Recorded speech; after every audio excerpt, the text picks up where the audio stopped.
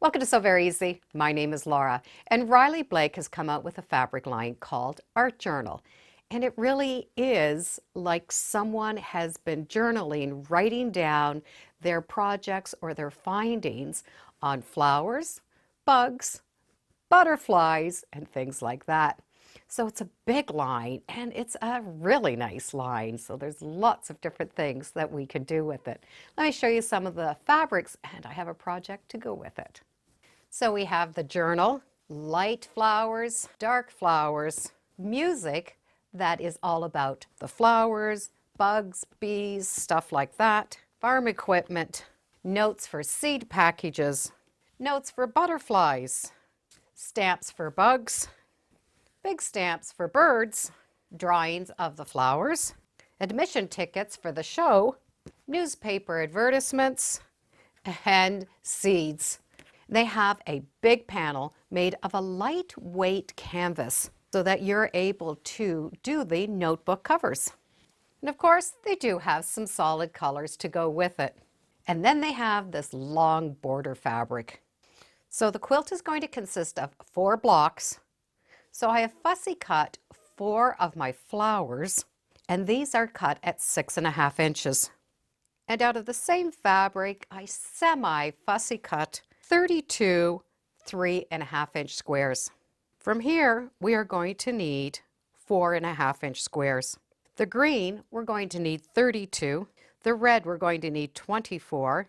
The music notes, we're going to need 24. And the black, which is the same, just a different colorway, we are going to need 16. I am going to put a really thin border around the 4 squares, and these are going to be cut at 1 inch. And once this border's on, we're going to talk about how to cut this border and put it around the quilt. This stack is going to make half square triangles.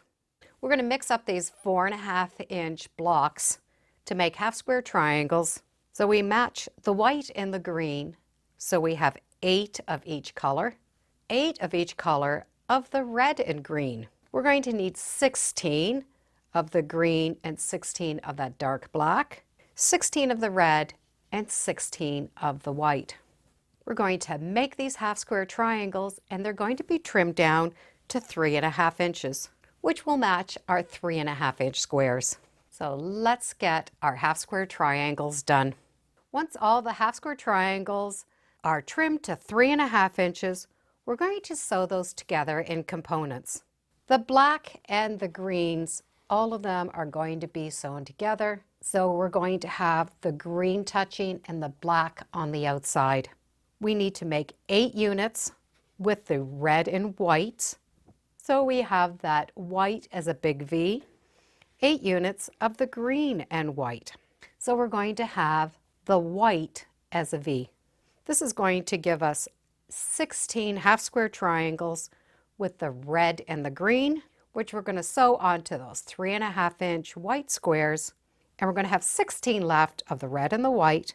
So they're going to go on to the 3.5 inch squares. So we're going to have 16 units that look like this, 8 that look like this, and 16 units that look like this.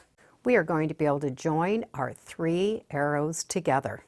Divide the dark one in half, and they're going to match the other 2 arrows. So we continue that V shape. It's just going to be a different colored V with the red and the green. Once those arrows are done, we're going to be able to work with the corner pieces. Take 8 of the blocks with the red and green out of the pile. And we're going to sew those 8 together to make 4 corners. So we're going to be able to just turn them around and sew them together so that the red arrows are pointing inside. And we're going to do the same with that second pile that has the red corners and the white.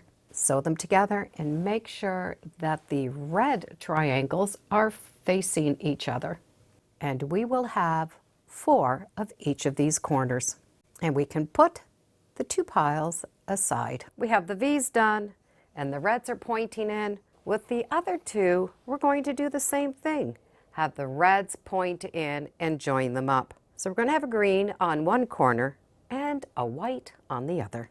These units plus the 4 6.5-inch squares are going to make 4 blocks. The block is going to have a light side and a dark side. So to put them together, let's start with that center square. We have 4 light corners, and they're going to go to the top right. The bottom is going to have the dark corners. We now have 8 of these blocks, and we're going to divide them up in 4, and we're going to put those in the corners. But this dark, or the green, is facing the one side, the light is facing the other. So it's going to be the same for this corner.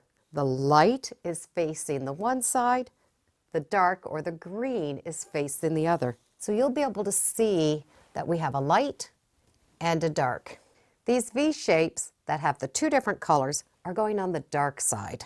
And that point is pointing into the center block. You can really see that dark side now. The last is to divide up these 4. That point is going to the center. And now you can really see that light side. And those dark colors form a star around that center block. So we're going to be able to sew those together in rows and then sew those rows together. So we have that lighter side, or you can look at it as the side where those V's are matching, and then a darker side. I'm going to sew these together so the darker sides are going to fit in the center.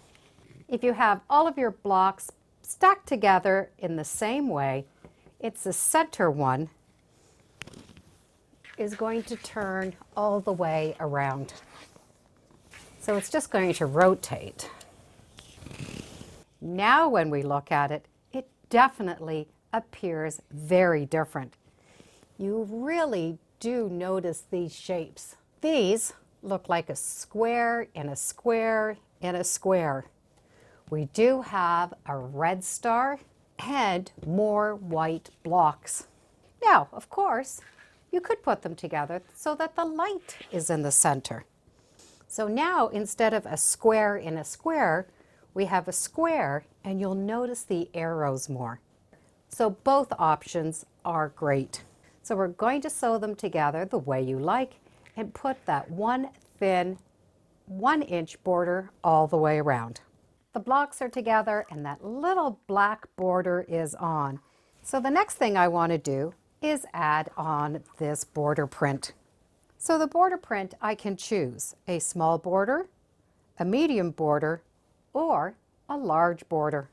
I am going to use the medium border with just the butterflies and the music notes. I want those music notes to match my music notes inside.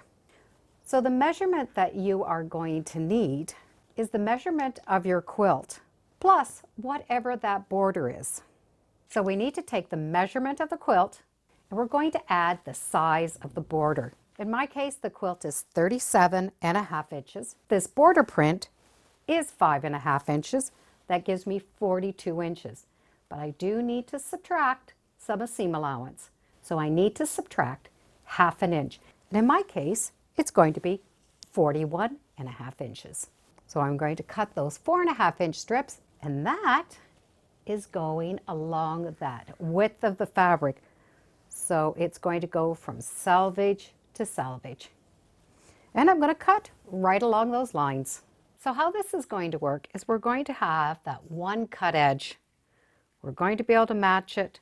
When we come to this side, we're going to have that 4.5 inches extended past the quilt. So this measurement is what is extended here. So for the first border, we're going to stitch this down, and we're going to stop a couple of inches right at the end. So we're going to have this flap. So here is that corner that is not finished. This measurement's not important, it's just a couple of inches. I still have a 1/4 inch seam allowance. I've just stopped early. So when I go to the beginning, those edges match up. My next border, I'm going to start from this edge. This edge is going to match up, and when I get to the other side, those ends will match up. It's only the first border that will not match. Now, one thing I do like to do when I am putting in these borders, I do like to keep the fabric going in the same direction. So in this case, my words are reading to the inside. So I'm going to keep that all the way around. Or in this case, the butterfly is all going to be in the same direction. So I'm going to be able to match that border on, flip it over, and sew that 1/4 inch. So that second border is on and it ends. I'm going to be able to put the third border on the same way. I do want to keep that direction going the same. I'm going to match up that edge, stitch it all the way, and it's going to stop at this corner. For that last border, we're going to match up that one edge, and it's going to match up to the bottom. And this little flap of fabric is going to just stay out of the way. So stitch that border on using that 1/4 inch. So that last border has been put on, match up perfectly, but I still have this flap, and that flap is going to match. So we're going to be able to finish sewing that seam. Fold that seam back.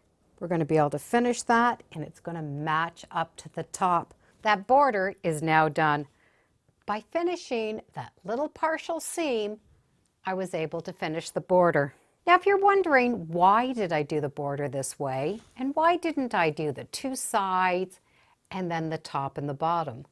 The reason was I didn't have enough length of fabric. If I had done the top and the bottom and then the 2 sides, I would have needed double this width, which I didn't have. This is all that I had left over from each corner. So there's no way that I would have been able to get that on the other side. So by doing this border, which I call the walk around the block, means I only needed this small piece, not double. Every border was the same length. All I needed to do was that part seam. So when you look at the 2 sides, I have one side that has a seam here. This is the other seam. And it's going to look like that on every single side. Now I could have cut this and put any additional fabric in here, but I did want the same fabric so that the eye sort of went around. And by not having enough length, this was the way I was able to get away with it. So Art Journal is now done. That big border print we were able to cut, and even though we didn't have a lot of it, by going around the block for that quilt, we did have enough fabric. Now I did put a tiny little black border in there to emphasize our stars, and I will use that for a binding, and that way there's some consistency in it. The whole thing with this is we were able to use just enough fabric for the border, and it was the block. The block we did was a lot of half square triangles, but we did half the block in the light and half the block in a darkish fabric, and that gave us a definite second pattern in the center. I do hope you enjoyed today's episode on Sew Very Easy. I'm on Instagram, Facebook. I do have a newsletter. It's all free under Sew Very Easy. Thanks for joining me today. Bye for now.